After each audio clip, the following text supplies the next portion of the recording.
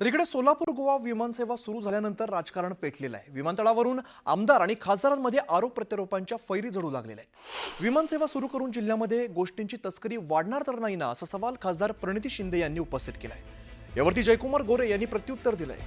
गोव्याला गेल्यावर पिढी बिघडते हे कोणाला माहिती झालं, ते गोव्याला गेल्यानंतर बिघडून आले होते का, असं म्हणत जयकुमार गोरे यांनी प्रणिती शिंदे यांना टोला लगावलाय।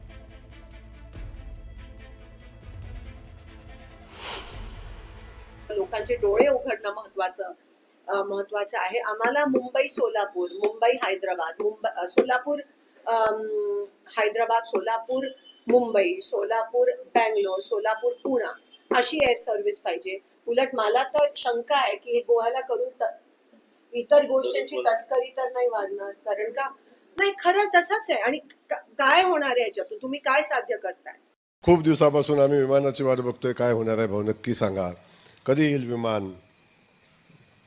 आता पटवारी साहेब विमान आलेलं आहे, विमानाने उड्डाण पण केलेली आहे, पण उड्डाण केल्यावर सुद्धा अजून अनेकांची इच्छा आहे की गोव्याचंच का चालू झालं, मग गोव्यात गेल्यावर कसं होणार, गोव्यातनं काहीतरी तस्करी होईल आणि गोव्यातनं आमची पिढी बिघडून येईल।